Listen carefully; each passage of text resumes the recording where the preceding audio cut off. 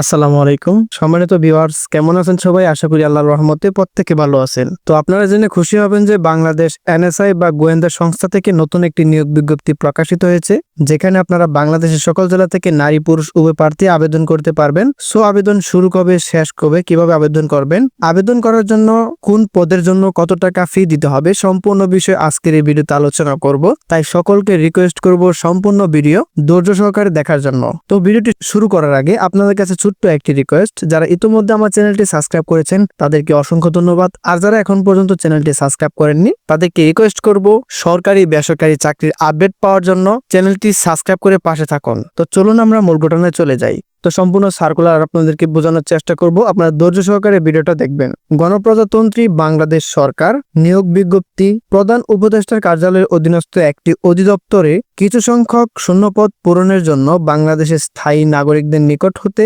দরখাস্ত আহ্বান করা যাচ্ছে। সরকার কর্তৃক অনুমোদিত অন্যান্য ভাতা সহ জাতীয় বেতন স্কেল 2015 অনুযায়ী সংশ্লিষ্ট পদের বিপরীতে উল্লেখিত বেতন স্কেলে নিয়োগ করা হবে। 1 নম্বর পদটি হচ্ছে সহকারী পরিচালক, বেতন স্কেল 9তম গ্রেড, পদ সংখ্যা 26টি, শিক্ষাগত যোগ্যতা স্নাতক বা ডিগ্রি লাগবে। 2 নম্বর পদটি হচ্ছে টেলিফোন ইঞ্জিনিয়ার, বেতন স্কেল 9তম গ্রেড, পদ সংখ্যা 1টি, শিক্ষাগত যোগ্যতা স্নাতক বা ডিগ্রি লাগবে। 3 নম্বর পদটি হচ্ছে ফিল্ড অফিসার, বেতন স্কেল 10তম গ্রেড, পদ সংখ্যা 7টি, শিক্ষাগত যোগ্যতা স্নাতক বা ডিগ্রি লাগবে। 4 নম্বর পদটি হচ্ছে লিপিকার কাম কম্পিউটার অপারেটর, বেতন স্কেল 13তম গ্রেড, পদ সংখ্যা 5টি, শিক্ষাগত যোগ্যতা স্নাতক বা ডিগ্রি লাগবে। 5 নম্বর পদটি হচ্ছে মুদ্রাক্ষরিক কাম কম্পিউটার অপারেটর, বেতন স্কেল 14তম গ্রেড, পদ সংখ্যা 14টি, শিক্ষাগত যোগ্যতা স্নাতক বা ডিগ্রি লাগবে। 6 নম্বর পদটি হচ্ছে ওয়্যারলেস অপারেটর, বেতন স্কেল 15তম গ্রেড, পদ সংখ্যা 20টি, শিক্ষাগত যোগ্যতা উচ্চ মাধ্যমিক স্কুল সার্টিফিকেট লাগবে।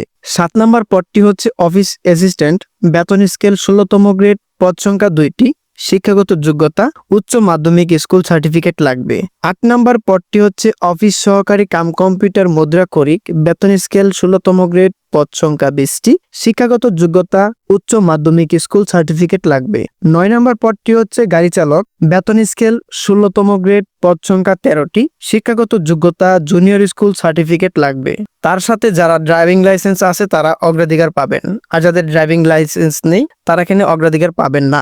10 নম্বর পদটি হচ্ছে রিসিপশনিস্ট, বেতন স্কেল 16তম গ্রেড, পদ সংখ্যা 1টি, শিক্ষাগত যোগ্যতা উচ্চ মাধ্যমিক স্কুল সার্টিফিকেট লাগবে। আর এখানে উচ্চতা দেওয়া আছে, পুরুষদের ক্ষেত্রে 5 ফুট 6 ইঞ্চি, মহিলাদের জন্য 5 ফুট 2 ইঞ্চি। 11 নম্বর পদটি হচ্ছে ফিল্ড স্টাফ, বেতন স্কেল 17তম গ্রেড, পদ সংখ্যা 109টি, শিক্ষাগত যোগ্যতা মাধ্যমিক স্কুল সার্টিফিকেট লাগবে। উচ্চতা পুরুষদের জন্য 5 ফুট 4 ইঞ্চি, মহিলাদের জন্য 5 ফুট।